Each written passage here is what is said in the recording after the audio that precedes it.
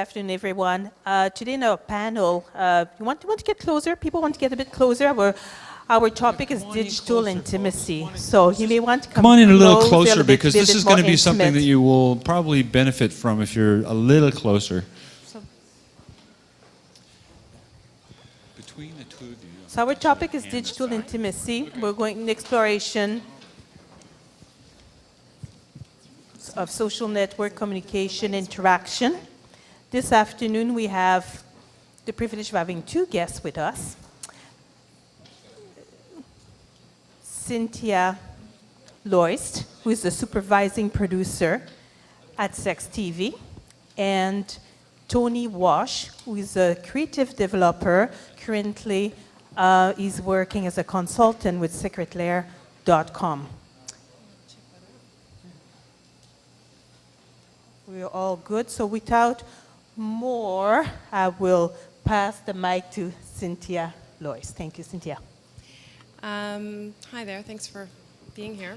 Congratulations at graduating. It's fantastic. I think there's a reason why, first of all, I think some people choose to go into TV production because they want to be behind the scenes, so I'm not so used to being in the forefront. So you'll have to excuse me if I stop and start and look at my notes. I think if you're interested in making documentary television on any level, you become intimately connected with the people that you interview and the subjects that you decide to investigate. And I think in the case of the show that I work on and the channel that I work on, it's an intimate exploration of a subject that surrounds intimacy, so it gets quite intense at times. For those of you who don't know, the show that I work for, Sex TV, is a weekly documentary series. It's been on the air at City TV since 1998. That's almost our 9th season, which is a long time. I don't think Seinfeld went much more than 10 seasons. We're a bit ridiculous when but we've committed to it, and so we do it. And it does, it's been a show that I've been a part of for many years. I started out working at City TV for fashion television, and then quickly moved over to sexuality, just because I found it an extremely rich subject. And I find, as I'm sure you all have experienced, that the media, the way they deal with sexuality, for the most part, is quite kind of like fast food, the way that fast food does food. It's very much sort of quick and easy, and doesn't leave you feeling too good afterwards, at least for the most part. Kind of good in the moment, but not so good afterwards. So I think what was interesting and unique about the way in which the producers of our show approached the show was we wanted to hold a mirror up to stuff that was happening in the world. And there's a lot of sexual stuff happening, I mean, something that unites all of us around the world. And we didn't want to have, which is the reason why our show has no host, we didn't want to have people sort of telling you what to think about sexuality, as a hosts often do. They lead you through, here's what's happening in such and such land. And this is what these crazy people do. We wanted to just sort of, hold a mirror up to stuff that was happening and sort of try to let people, the audience, make decisions for themselves. And so in the course of the 9 seasons, we've covered everything from, North America's obsession with breasts, to the rape crisis in South Africa, to censorship in American cinema, to the money shot. We've run the gamut. And we think it's really interesting, and it provokes a really interesting dialogue. So I think one of the interesting things that I've noticed, I've been working for the show now for about 6 years. Sorry, I should actually say that we also have a digital channel. And in case you guys have all been following the CRTC ridiculousness of the chum sale, is everyone familiar with this? No? Come on! You're going into broadcasting. You got to be aware of this. Well, to make a really long story short, Chum Television has been sold to Bell Globe Media, and so there's a big fragmentation going on. The CRTC's going on hearings. Anyway, it's very boring. I won't get into that. But Sex TV, the channel, has been sold to Rogers, so the series will continue, at least for now. Anyway, I think one of the things I've noticed over the years is that when people find out that I work for a show called Sex TV, and a lot of times they may have seen it or may not, they ask me 2 questions more often than not. And one is, what's the craziest thing you've ever seen while working on Sex TV? And the second thing is, what is my second question? Oh yeah, I can't believe I forgot. I'm sorry, I'm going to stand up because I feel like I'm like weaving through your crowd. The second question is, how does that affect your relationship to sex? And I find those two questions really, really interesting, because I think that they simultaneously speak to people's own kind of insecurities or questions about sexuality. It's a subject that for sure we all feel extremely curious about, but confounded about, for all the reasons that I think I was just mentioning before. And I think the answers to those questions are less interesting. Are they interesting questions? Those interesting questions? I don't know. We'll get to that after. I think that they speak more to the lack of good information about sexuality. And I think it also speaks to the idea that people think that there's an impact, both on the audience as well as on the people who produce a show about sex. That somehow, I'll use the analogy of, if I spend all day cleaning houses, I'm a housekeeper, how could I possibly go home at the end of the day and clean my house, right? I think this is somehow, people really think that the people who would produce something like this would be intimately affected by working on a show that talks about sex all day long. And I can tell you right now, talking about sex and thinking about sex and watching people have sex is very different from having sex. You can investigate a subject and not, remain at arm's length from it. But I think there is an impact to be had, and I think over the past, since 1998, watching the way in which sexuality has sort of exploded into the mainstream has been quite interesting. I think we've seen references of pornography, references to pornography seeping their way into the mainstream in music videos, not to mention the internet. There's just been an explosion of communities who've come out, and I think some of it's extraordinarily positive, and I think we're going to get into some of that stuff in a little while. And some of it is, I'll be honest with you, a bit frightening to me. On many levels. I think it's extremely valid that we have a forum. People should be able to talk about sexuality. There should be shows that are geared for adults only as well, and everything doesn't have to be geared towards people who are under a certain age frame. Having said that, I understand that we need protections in place, and that kids need to be protected from information that they can't quite process. So it's a funny line that we have to negotiate constantly with our show. And I'm glad it exists because of that. I think that the funny thing is that music stations and fashion and the worlds of art are all dealing with sex, but a lot of times they're not talking about it. And what I like to do, and what the people on the show like to do, is really ask a lot of questions. So I encourage you during this whole thing to ask any questions that you want. I think, well, I was going to start kind of doing a little bit, but we can play a clip from the show and I can introduce that. Yeah, I think it's a great idea. Okay, so I'm going to play you a clip from the show. Every week we do everything from short segments. It's a half-hour show. We do short segments and sometimes half-hour specials. And again, it's hostless so that people can really kind of absorb the characters and the people's own personal stories, whether it's a priest or a porn star. Those people can, it's true. I think this particular, every year at the end of the year we do a sort of best of, and the producers themselves sit down and talk about some story and the reason why they did it. So this clip that I've chosen is just the introduction to this special, as well as myself and a couple of other producers talking about one of the stories that stood out from them in the previous year. And it's the three producers who are talking about their pieces, it's a good cross-section of what we do. One's a story, as I mentioned before, about the money shot that I did.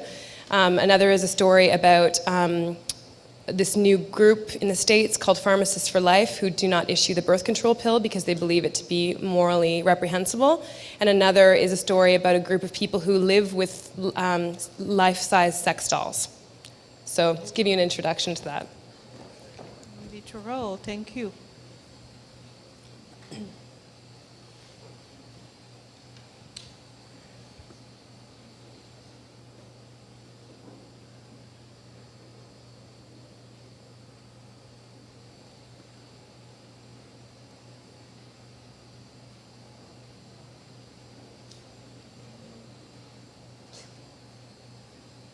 Here we are.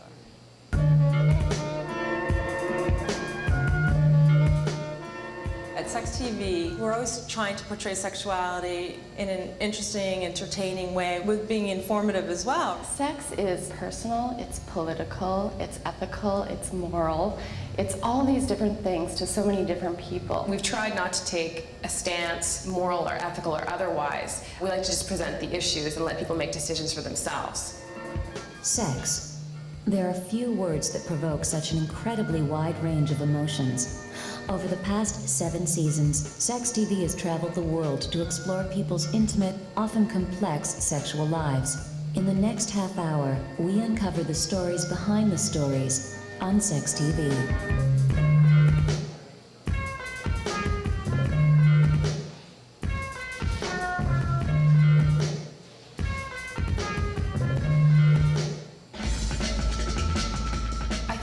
Working at Sex TV, it's interesting to approach subjects that people a lot of times take for granted or don't really think about, and approach them sort of academically.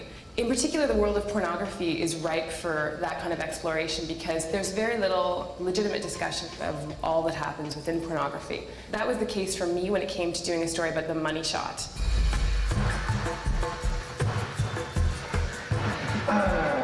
In the late 90s, people were talking a lot about the money shot, and I think in part that was to do with the fact that Bill Clinton's money shot was so prominent in the media. The Gap dress of Monica Lewinsky. People were thinking about sexuality in a slightly different way, in a more public and pornographic way. And it started creeping into mainstream movies, things like Happiness. There's Something About Mary showed money shots, and that had never been shown any time before that. And it got me thinking about what is the significance of the male orgasm being shown, and in what ways, and what does it mean? What is it saying about our culture? At one point, simply a close-up of penetration was all that the Stag film thought that it had to do in order to deliver the pleasure of the genre. And then for some reason, round about the early 70s, it had to start showing ejaculation, the so-called money shot. The emphasis on the pop shot is about male potency. Porn is interested only in sex, but entirely eliminates reproduction. So in a way, I guess it's the best of both worlds for men. It's like they get to assert all their potency through the pop shot, but at the same time, there's no anxiety about reproduction. I think the money shot is something of an insult to a woman, because it really is asking you to believe that some kind of visual appreciation of the ejaculating penis is all that that woman who's in the scene really wants. It makes people very uncomfortable, not only to look at, but to think about. But I think because of those aspects, it's extremely important to unravel the sort of artifice of what pornography presents to you and see what really is going on there.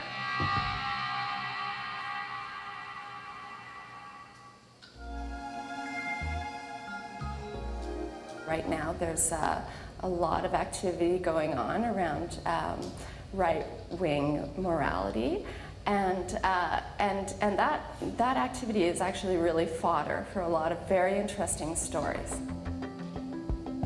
One of the stories that I worked on was a story called Dispensing Morality, which is about pharmacists for life, a group of pharmacists who do not believe in dispensing the birth control pill. Birth control pill is an abortifacient. It stops the zygote, which is a fertilized egg, from implanting in the uterus. So it's the same thing. It's the same thing if I kill you now, or if I kill a baby in process, it's the same thing. There's no difference. Killing is killing. All pharmacists have a commitment to a very old clause of do no harm as part of the code of ethics. The difference is that a pro-life pharmacist sees harm where others might be oblivious to it or indifferent to it. I'm referring to harm to a preborn child in the womb.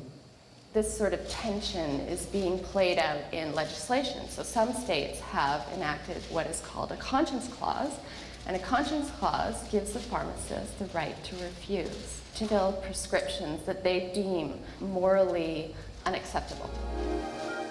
I went to the Walgreens drugstore, where I've been going for almost a year, to pick up my birth control pills. One of the assistants called my name, and so I went over there, and she said, "I'm sorry, I can't give you your pills. I don't believe in birth control pills, and I can't give them to you." And I turned around and walked away, and as I started to walk away, I got more and more angry. It's an extraordinary dichotomy, if you will, with science and with morals that has happened in this country, where we have religion that is now dabbling in politics and in public health policy that really creates an untenable situation for women's health. The concern with these pharmacists for life is that it's a slippery slope. If you say, I'm ethically opposed to the birth control pill, then what else might you be ethically opposed to, and how else might that impact people's health and long-term well-being?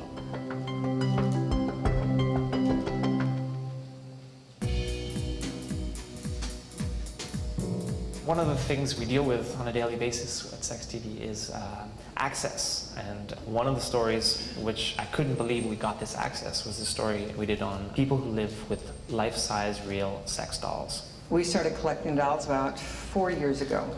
They do give me a real sense of peace, and like I come home and the house isn't empty, because they do have a certain energy about them. I can't imagine not having them with me.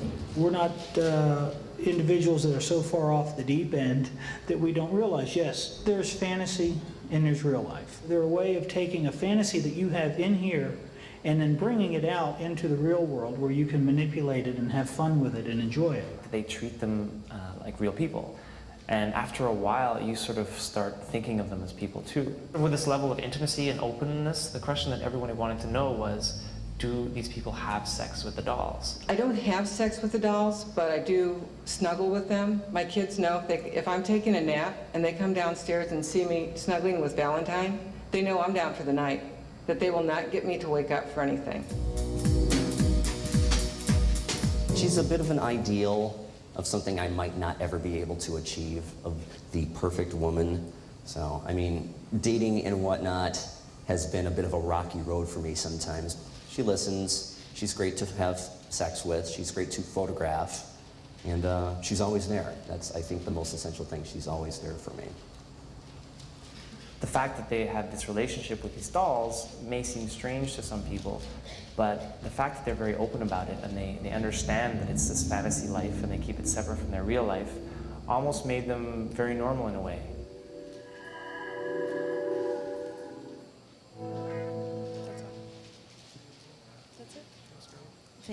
Thank you. Well,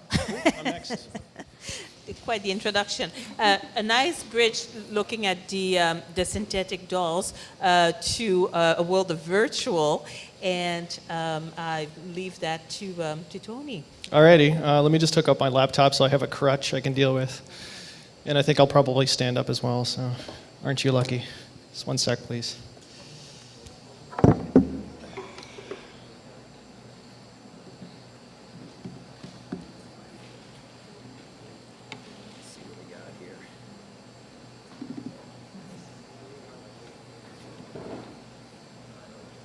Small bridge between virtual and real, and yeah, that's actually a good segue between the distance. Synthetic rubber dolls to synthetic 3D virtual dolls.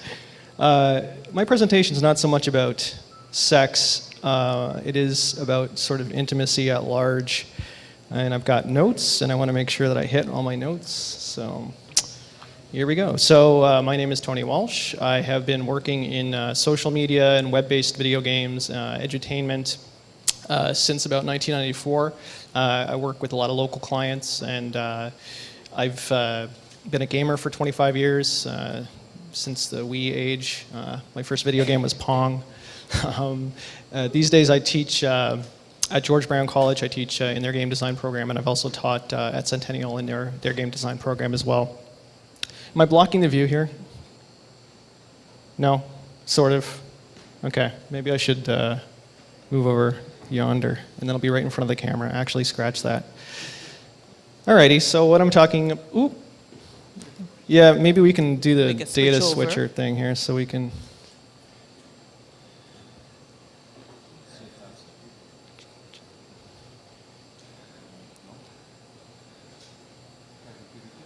Yeah, that could work. No dice? Oh, hang on. Yeah, you're seeing us, yeah. Okay, try one again. Oh, that might work this time.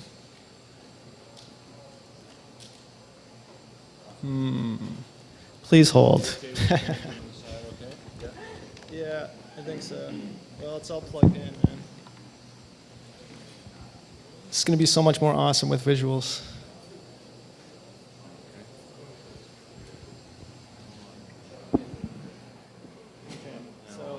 make sure everything's plugged in where it needs to go.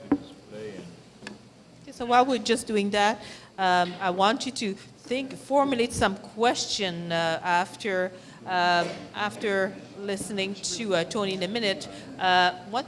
We want to think about question about that collapsing of space and time, being from just our exposure to niche community, niche television, niche channel, or with the advent now of Web 2.0, everybody is communicating online. Is that bringing us closer? Is that distancing us? Is that getting us closer? Are we from sex to everything, every topic basically, in terms of intimacy? Is that changing the way that we react to it, that we experience it, that we communicate about it? Tony's going to look into gaming, into that form of interacting in a complete virtual world, looking at Second Life.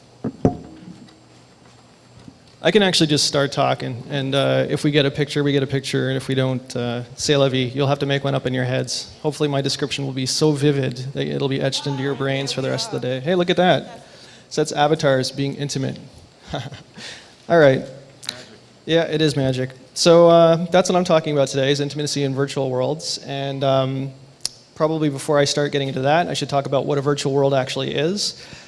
So my definition for the purposes of the discussion today, since there's competing definitions for what a virtual world is a persistent, multi-user, graphical environment. Persistent means it's on all the time. It exists whether you're logged in or not. It's multi-user, so usually there's between dozens to thousands to tens of thousands to hundreds of thousands of simultaneous users in this space. Just think sort of the Matrix or Tron or this, which is World of Warcraft. And there's worlds that are game worlds, like World of Warcraft that we just saw, like Star Wars Galaxies that we're seeing here. World of Warcraft has 8.5 million subscribers around the world. Most of them are outside of North America. It's one of the most popular, massively multiplayer games on this side of the world in history. This is Second Life. There are at any given time, about 35,000 people logged in simultaneously to Second Life. A lot of people go there to hang out. It's more of a social world than a game world. You can see people here dancing. Habbo Hotel is another virtual world. It's a sort of a two-dimensional rather than three-dimensional style, or it's like simulated 3D. They call it 2.5D. In Habbo Hotel, there's about 53 million registrants for Habbo Hotel. 53 million. That's big, big money in these spaces. People go to Habbo Hotel to socialize, to build personalized rooms for themselves. Actually, same thing with Second Life. Second Life is a world that's mostly created and operated by users. So an actual user created this 3D space. Each one of these characters you see in this scene are user-created characters. And this is there.com, which is another social virtual world. There's been around since about 2003. And it's a platform upon which MTV and Viacom have created 3 virtual worlds based on their television series. One is Virtual Laguna Beach, there's Virtual Hills, and also Virtual Pimp My Ride. And all of these spaces are completely commercial 3D worlds. I like to call them adver worlds, because the sole purpose of them is to market the television shows. And they're actually, in virtual space, they're physically connected. So you can now, in Pimp My Ride, drive to Virtual Laguna Beach or the Virtual Hills. It's pretty wild stuff. So game worlds are both fictional and social. Game worlds and social worlds are the 2 main types of worlds I'm going to be talking about today. Game worlds are actually overarched by a fictional context. For example, in World of Warcraft, the context is that there are these 2 massive factions on this planet called Azeroth. Very Lord of the Rings-y. And it's like Horde versus Alliance. So it's a World of Warcraft. And most game worlds are actually sort of surrounded by this fictional context. So Star Wars Galaxies takes place in the Star Wars universe. There's talk about a Star Trek massively multiplayer game coming out. There's a Conan the Barbarian themed massively multiplayer game coming out. So it's a this video game space, this massively multiplayer video game space, is growing very rapidly. There's huge money in this space and huge interest in these virtual worlds. So you can imagine if 8.5 million people are subscribing to World of Warcraft at about $10 US a month, that's a hell of a lot of money for the maker of the game, Blizzard. So game worlds can contain social elements. So I might log in there with my friends and hang out and chat, but they're not primarily social spaces to hang out in. So I wouldn't necessarily go to World of Warcraft just to sort of kick back with friends and spend an evening chatting, although people do, but it's not driven by social interaction. On the flip side, social worlds are not necessarily governed by an overarching fiction. So social worlds are more free-form spaces. There's a term sandbox. It's more of a sandbox space where you can kind of do whatever you want. They may involve game elements, but they're not driven by game rules. So there are, these folks here sitting around. Actually, that was a panel that I was on in virtual space. I'm the guy in the middle, the bald guy in the middle, at the table at the front there. So it's more like a 3D chat space than a game. You can play games in it, but it's not a game itself. So an avatar are computer-generated characters that inhabit these spaces. They're different depending on the type of virtual world. You can see on the far left there's a character from Club Penguin, which is very, very popular with like probably 7 to 13-year-olds. There's a character from Star Wars Galaxies, there's a character from City of Heroes, which is a freeform superhero game, and there's an avatar from Second Life.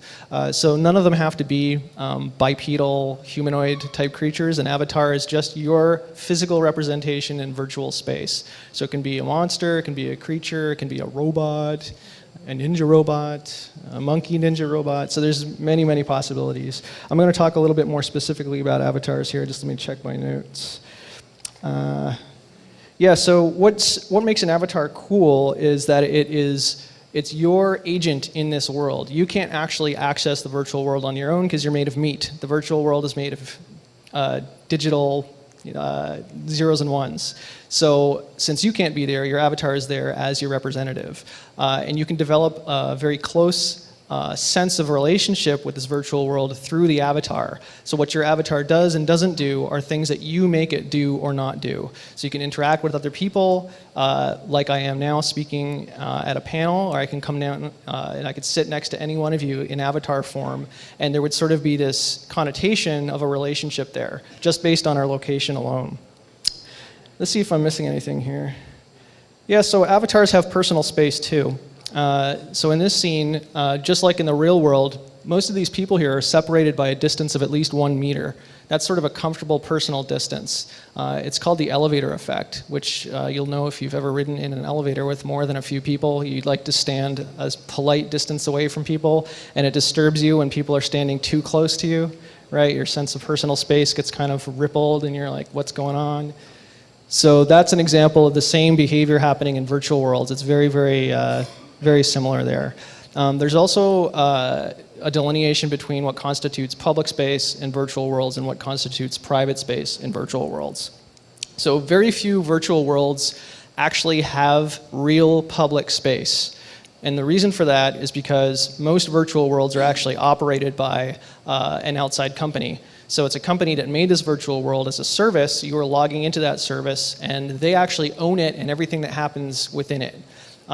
Second Life is a little bit different in that you are actually, when you create objects in that world, the material that everybody experiences when they go into that world, you actually retain all your intellectual property rights, but it's still not your space. Like, you can't take your toys away and Second Life would disappear. The owner of Second Life, Linden Lab, is the company that actually operates it, and if it wanted to, it could turn the giant switch and Second Life would be gone tomorrow and there's nothing you could do about it. So they're actually, in virtual worlds, public spaces are spaces that people assume ownership over, whether that's actual ownership or not. So here's an example of World of Warcraft where people are gathering in a public space. And the reason it's a public space is because people are allowed to freely gather there and leave that space. This is another public space. This is from Star Wars Galaxies. It's a cantina, as seen in the Star Wars movies. And so these people are gathered in a public space. The conversations that they have and the actions that they take actually take place in front of other people. while people are logged into these public spaces, they tend to behave as they would in a normal public space. That's not always the case, though. I mean, you can see people are generally behaving themselves here in this cantina depicted in this screen behind me.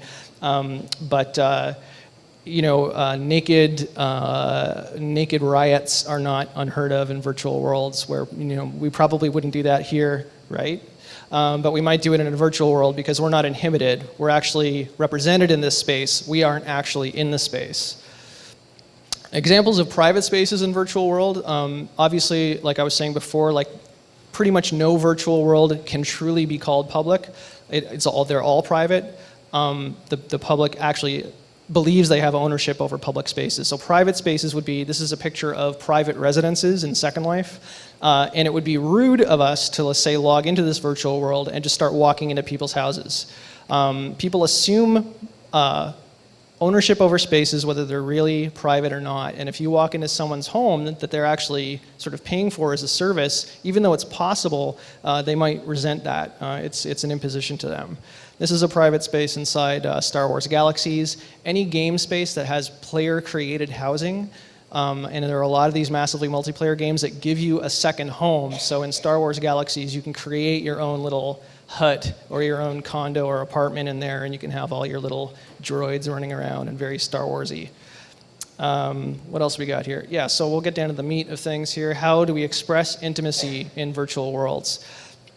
So again, I'm not talking specifically about sex here. I actually gave a presentation at South by Southwest a couple years ago about sex in video games. Intimacy, obviously can involve sex, but it can also involve things like physical closeness, revealing of intimate details between two people. Hey, did you know I'm actually a 50-year-old dude in real life? Or hey, my cat's doing something crazy on my keyboard. That's kind of intimate. You can also do all sorts of like physical type stuff that's non-sexual, so it's relationship based. So most intimacy in virtual worlds is actually expressed textually. This is a sexual textual transaction that's happening here. I don't know if you can read this. This was captured by a person who was logged into World of Warcraft and happened to find two night elves having a little sexual escapade in a where what they thought was a private area, or what they were hoping would be a private area. And so this player wandered up to, and this was as big as I could get the picture of the elves, I'm sorry. And they're having a little cyber sex moment here through text chat. So that's sort of considered verbal communication in a virtual world. There's also real-time voice chat. So here's a fella who's actually got, for some reason, he's got two microphones attached to his head.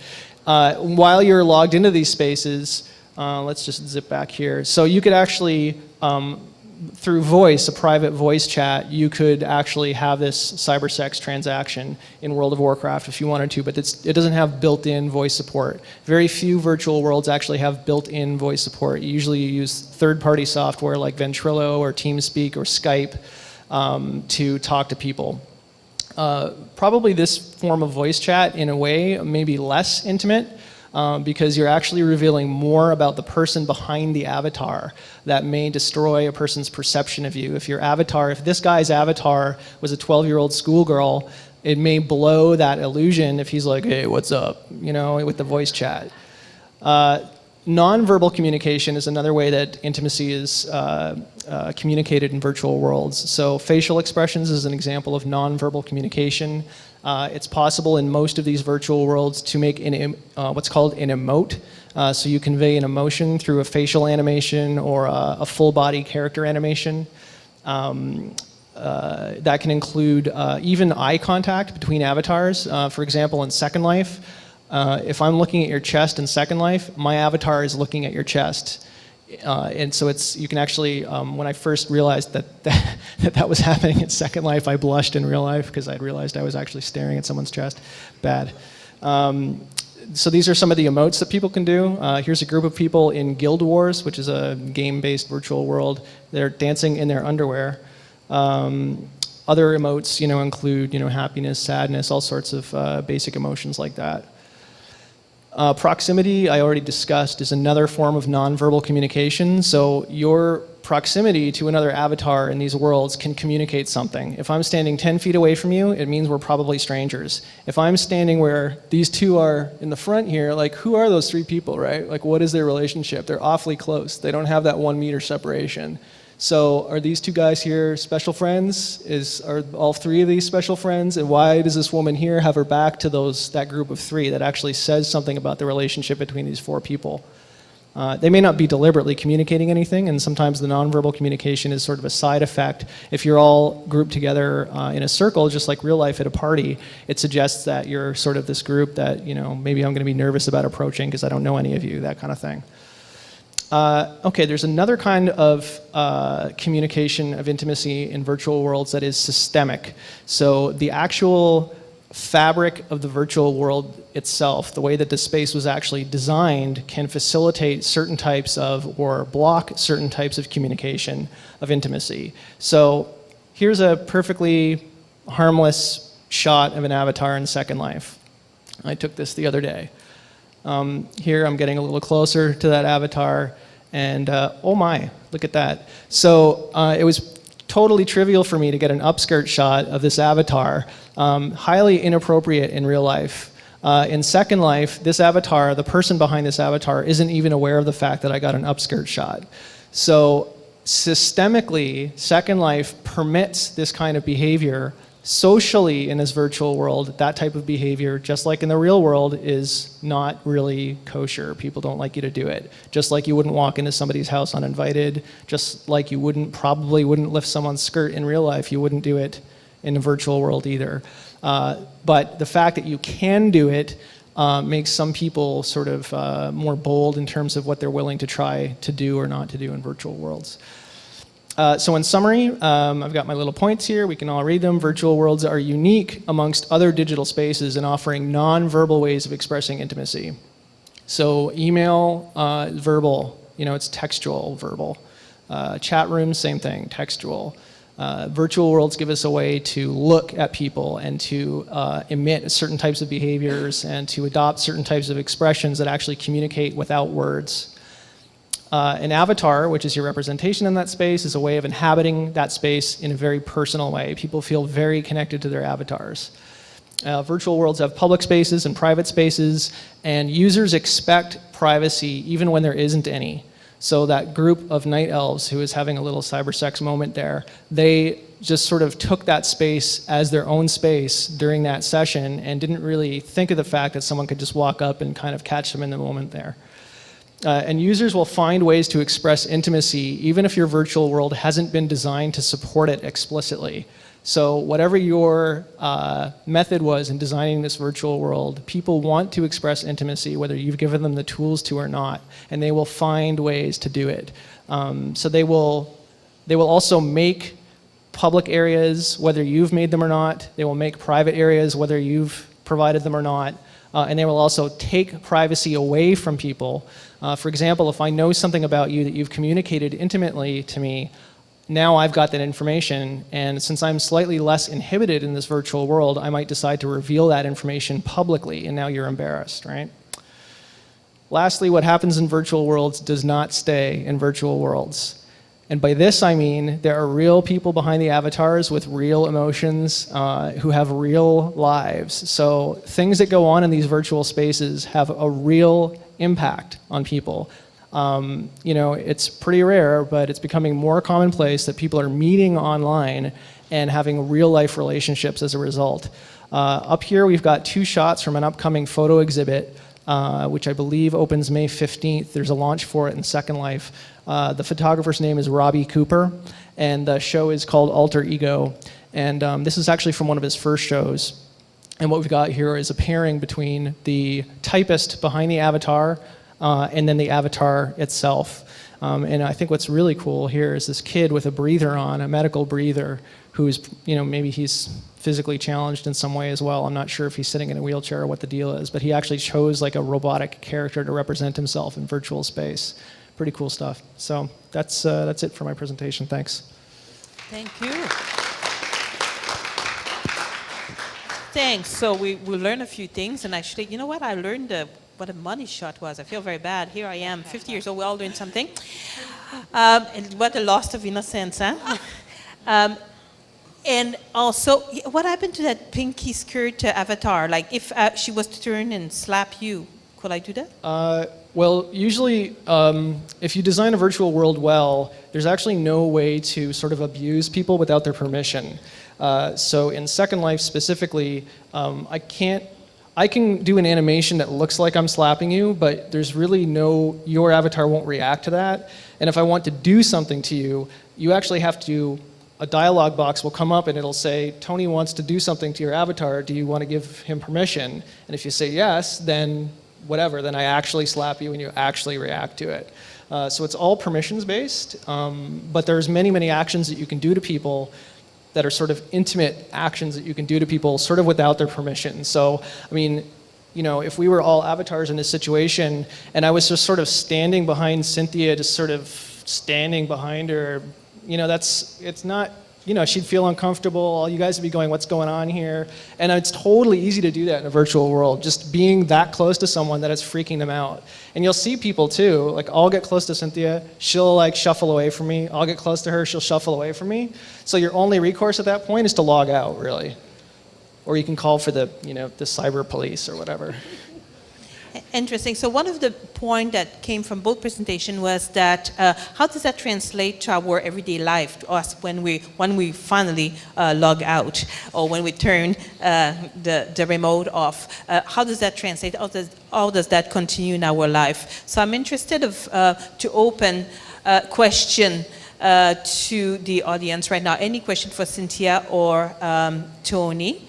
And just wave, pass my microphone. I'm certainly interested in that, what happened with no distance, no space, and how do we live with all those emotions, all those images, all those messages, all those strangers? Well, I can interject just briefly. Like, I think one of the things that's interesting about the two different worlds that we exist within is that, unfortunately, TV has increasingly become, I mean, it always has had the element of being a passive medium. Like, people who turn on the TV oftentimes are really expecting just to sit back and not engage. And I find that to be tragic, because what's happened is what you've seen, the proliferation of mindless television, right? And that's the direction everything's going in. With the internet, I think it requires a lot more people really actively seeking out certain relationships and seeking out certain dialogues and finding like-minded people.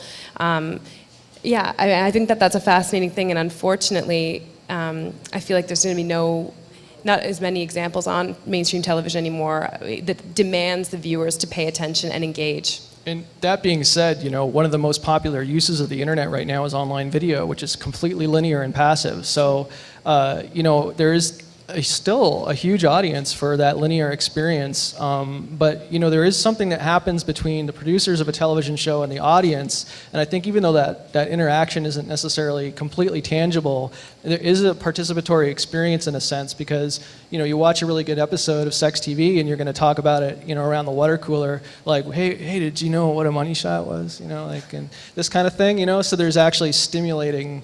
But there's no feedback loop, right? Like, it's pretty hard for people probably they can email you or call you or whatever, yeah. We do get those. Let me bring you the microphone, Steve. Thanks. This is probably the classic virtual world question, but I'll ask it anyway. Maybe critics would argue in the future, people would be spending so much time being intimate or social in their, you know, second life that they're going to lose the skills in their first life. Yeah. Is this valid? I've got a classic answer for you, really, which is, you know, these virtual world spaces, a lot of people still look at them as, you know, it's relegated to sort of basement nerds and people who are just like have no social skills and all this stuff. And, you know, to a degree that's true, but I think we can see with World of Warcraft, you know, it was featured in an episode of South Park. It was a question on Jeopardy. So it's really cresting the mainstream in a lot more ways than we're used to. And I think that we're also becoming more accepting of these alternate lifestyles. So, you know, even the Nintendo Wii, which is not virtual world related, but it is expanding the demographics of gamers, is becoming a little bit more socially acceptable. But let me directly address the question. I think that virtual worlds are a place for people to test out social skills that they may not have known that they had. Putting themselves in social situations is a way to personally develop, right? So, and in fact, psychology uses role-playing quite often. This is the scenario, I'll be the mother, you be the son, and here's how this is going to happen. So it's a way to build skills, not necessarily, it can be a crutch for sure, and a lot of people use it as that, but to the same degree, it can be very personally benefiting as well. To add to that, I think also it's interesting that these types of worlds, Second Life, et cetera, are all about fantasy play. It's all about engaging in very elaborate, avatars that you design your entire existence around. And I just found it interesting starting to do the work that I do, that fetish communities, and I think there's a lot of connection between people who are doing a lot of these avatars and people who engage in fetish communities, but also exist in these virtual worlds. They get together in small spaces. I mean, they're engaging their live flesh selves, but they have elaborate, ritualistic, ornate, drawn up fantasies and identities that have tons of rules and languages that are attached to it. This just seems to be another step beyond. Those people know perfectly well the difference between their virtual and their real lives. So, I mean, I think there is a place definitely for all those people who, there's a lot of socially inept people regardless, and they can't function in everyday society in quite the same ways that we've come to expect. But I mean, I think this just opens up all the other worlds where they can engage in different ways. And it just speaks to also the human need to create fantasy play in order to have difference in intimacy. I'm going to bring that over. And in talking about it, I'm interested as well into the way that we're changing, but I'll come back to my question after. There you go. Sure thing. What about like advertising and all that stuff in these virtual worlds? Well, I don't want to get too far away from the topic at hand. I'll try somehow to bring advertising to intimacy somehow. I think in terms of your immersion and your intimacy in virtual world spaces is adversely affected by interruptive type things such as advertising. So do you have a more specific question about advertising? Because I actually know a lot about it, but I want to bring it back to the topic if possible. I don't think it really addresses the topic. I was just kind of wondering. Because, I don't know. Okay. You could probably make a lot of money with advertising, throwing, You can, and people do, and, the real world, especially more open worlds like there in Second Life, are very, very full of advertising, full of many of the things that we enjoy or don't enjoy in real life, such as advertising, such as, people can go see movies in virtual worlds, go to pubs, bars, have big dance parties, bondage sessions, whatever. It's like Wild West meets Sesame Street meets Roman orgy. Cool.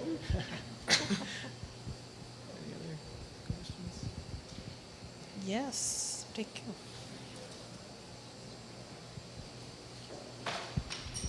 Hey, I was just wondering about the intimacy that might be created by a show like Sex TV, anytime, any place. The ability to take a show on the road, maybe have a portable iPod or something inside of these virtual worlds. Is there does that exist already? Kind of the ability to take maybe obviously not a branded iPod, but a portable video player or a portable audio player, so that a brand extension could take place for a show or for a channel like Sex TV. Yeah, it does. It is starting to exist more and more, and we've been pushing people within our building to really get on top of that. We are starting to work alongside some video on demand services as well as mobile. I think we're headed in that direction. I just think the very practical reality of this whole sale with the buildings right now has really affected the trajectory of what's going to happen next. So it remains to be seen. But I think, absolutely, that's the direction. Every television show really has to be thinking multi-platform now. That's just the reality of the future. So is that totally possible to add video to Second Life? There's a few other virtual worlds that actually have video support as well. So, I went to a screening of a Sundance movie, independent film in Second Life. It was actually a totally subpar experience, but it is possible to have video in virtual worlds. Also, Virtual Laguna Beach has had TV clips and stuff like that playing in worlds. So it's becoming another outlet for the same sort of broadcast content that it would be on TV or mobile platforms.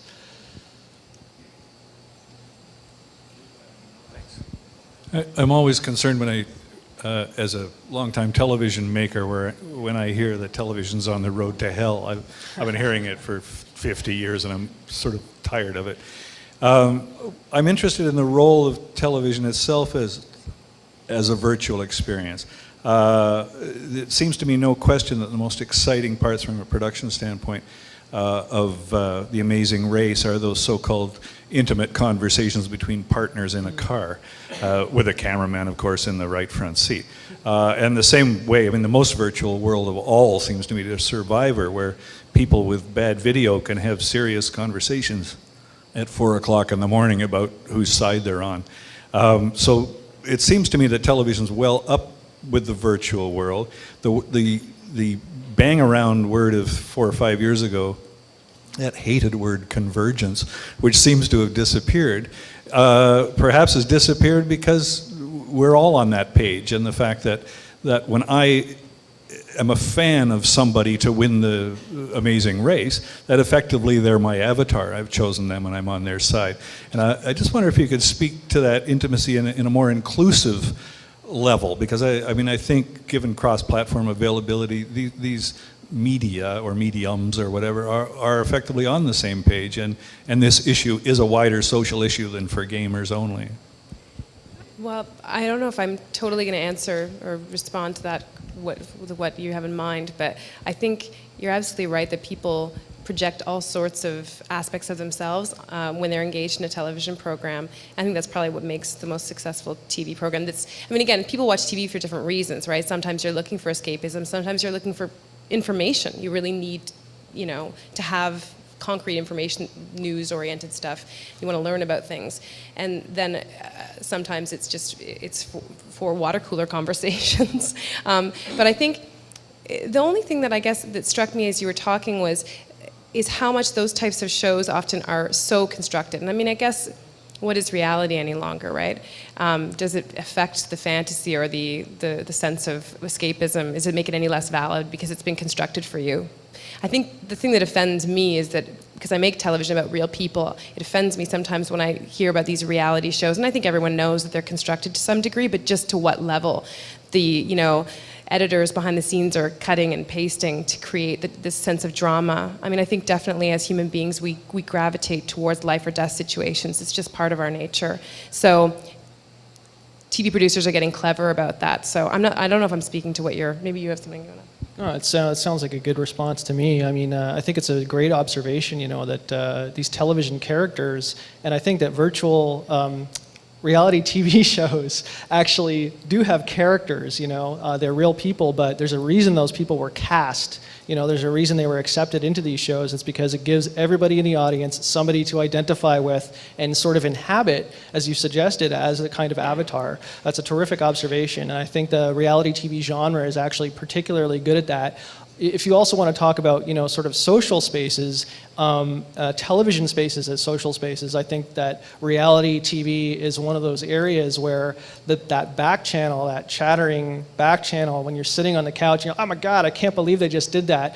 This sort of like, you talk to the TV if you don't have anybody else around. If you do have someone else around, all of you are totally like ripping on the people who are on there and all this kind of stuff. So in terms of a participatory experience, actually, it's one of the genres of television that I think is pretty good for that. I think, people are looking, that's part of the popularity of the genre is due to the fact that people want to have that relationship with TV, even though there's no acknowledgement of it yet, which is why these virtual worlds are becoming more lucrative and interesting for broadcasters like MTV, because now you can live the show, right? You can go in and you can actually talk to one of the actresses who plays one of the characters on the show, sort of closing that feedback loop. And convergence isn't dead, it just changed to cross-media entertainment, so.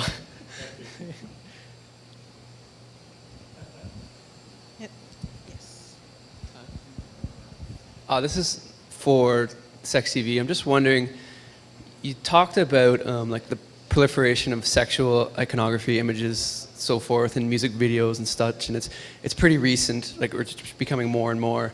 And I'm wondering if, as your show has been almost a decade long, have you had to react to that in any sort of way?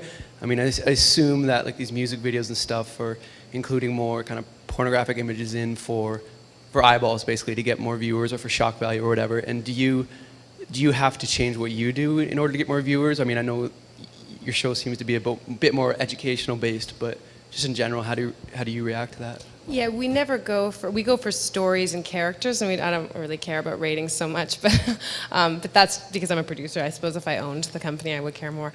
But it's interesting when you think about whether or not music videos have gotten more sex or pornographically based. And while the references may be more clear, I mean, anyone remembers like glam rockers, hair bands from the 80s when MTV was just starting out. They had a lot of porn stars in their videos. They were dating a lot of porn stars.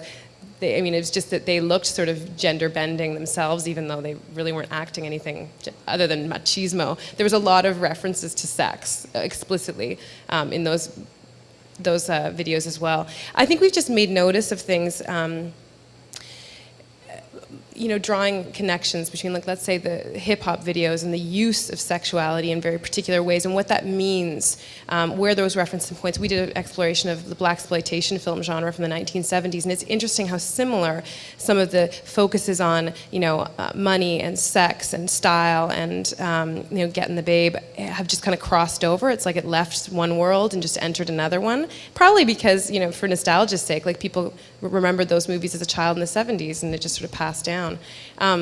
But whether or not music videos themselves are getting, whatever, you see more kind of like, fake lesbian references, which is, a staple of mainstream pornography and male fantasy, stereotypically so. I'm sorry if I'm generalizing here. And those just kind of seep into it. But I don't know, you guys probably would be better to answer that. I'm a little bit less in music videos right now. But if we see stuff, if we see a trend happening, we generally it'll come to a meeting and someone will start talking and asking the questions that you guys at home, I'm sure, do. Why am I looking at this?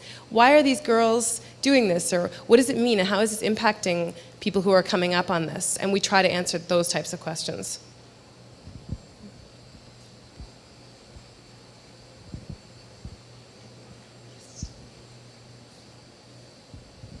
This question is for both of you. Where do you see your industry in the next 5 years? And with the progression of your industry, do you think it would get more accepted or more rejected by society? Yeah, I get to go first. All right, 5 years. Well, there's a business analyst firm called Gartner that's famous for coming up with this thing called the Gartner hype cycle, which describes how things rise to popularity, sort of plateau, there's a bit of a backlash, and then that technology starts to get into sort of a more productive zone. People they're used to it and they're actually using it as a tool. So Gartner recently said that I think by 2012, which is about 5 years from now, most businesses will have to have a virtual world presence, which is, if you draw comparisons back to the early web, which is like maybe 93, 94, 95, a lot of companies were like, what is this web and what can I do with it? What good is this web? It's crazy, it's just a fad, right? And so we see now the internet proliferates modern life in the Western Hemisphere anyway. And so virtual worlds, I think, will just become another avenue by which individuals, corporations, academic institutions will use it as a tool of communication, collaboration, not video conferencing, but like interpersonal long distance conferencing.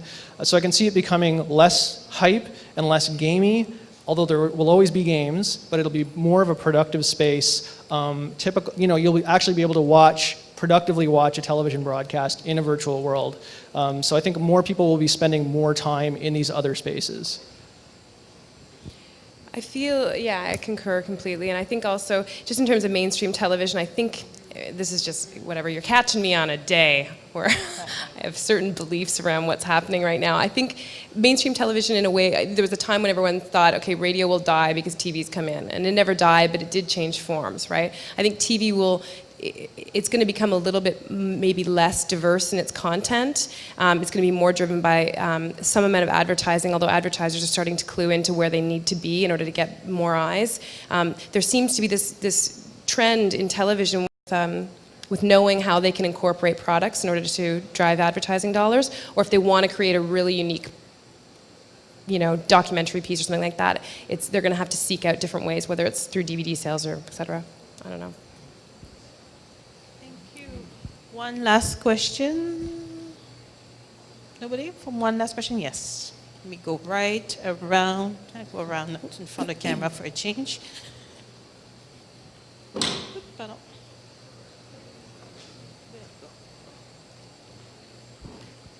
Hi, this question is for, I think it might apply to both of you guys.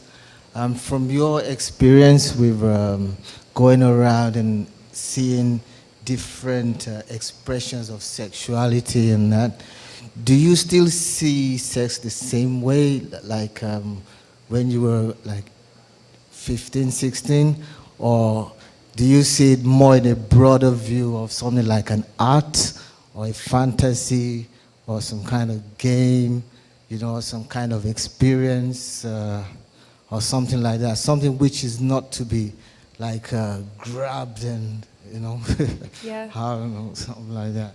Yeah, I think, working on this show and seeing the things that I've seen and talking about the ideas that we have, I think it's only expanded my sense of how intimately connected we all are with each other. And I've become, and maybe partially it's with age, I've just become much more like saddened by the frivolousness of sexuality that I see on a lot of, it is not that I think sex is one of those, I'm not going back to the 50s of it needs to be in a context of marriage. There's obviously a lot of artifice with that idea as well, but I think it needs to be revered a little bit more and celebrated in a different way. I mean, of course, I'm extremely inclusive. I believe as long as no one's getting harmed, that every type of sexual identity should be loved and appreciated and respected.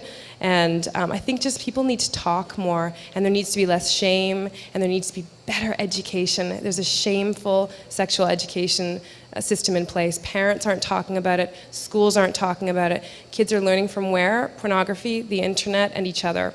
And it's a recipe for disaster. And it's changed my sense in terms of maybe when I was 15, I was less discerning about what even I found attractive or sexy. And there were things that I felt like I couldn't talk about and didn't want to broach or was embarrassed to admit. All those types of things. I have no shame anymore about anything. And I also feel like I've got a better sense of the humanness. And also, people think I'm being trivial when I say this, and I don't. I think that our lack of understanding about sexuality and our fear of it causes wars. I think if you unraveled all this shit, of course it's about money, it's about power and blah, blah, blah, but there's a ton of fear about sexuality and fear of gender, and people need to start addressing it. Start addressing it maybe in the virtual world? Yeah, Cynthia's a hard act to follow on that one. I mean, I think in virtual worlds, it's like pornography. It's easy to become attached to the imagery and to forget about the human qualities of the sexual experience and the whole realm of intimacy, right? Because as I keep saying, intimacy doesn't necessarily just mean sex, but it's this whole sort of pornification of sex that people's expectations are at this crazy airbrushed degree, that I think a lot of kids growing up, that in these virtual worlds where they have a chance to play around with these sexual situations, not just watch them, but actually engage in cyber sex, that when it comes down to the real thing, they may have some issues in terms of, well, wow, like what am I doing here? What is this all about? And I don't want kids to grow up and be disappointed with their first sexual experience because of what they were sort of led to believe was reality, in these virtual spaces. So on one hand, it gives you a place where you can try things that maybe you're not having actual sex in real life, but you're experimenting with sex in a virtual world. Maybe that has some benefits. I couldn't tell you because when I was a kid, we didn't have virtual worlds. It was just arcade games, and there was no sex going on in the arcade for me anyway. That was a good question, though. Thanks. Thank you. I think that will conclude our panel. Thank you. So I think in conclusion, we have to remember to be human. I'm always for human concept and plugging my course. Thank you so much. Thank you so much, Cynthia and Thanks. Tony, for your time. Thanks a lot. I think that we want to stick around for our workshop with Cynthia just in a few minutes, so please don't go too far away. Cynthia is going to start on a workshop in about 1 hour. Thank you very much.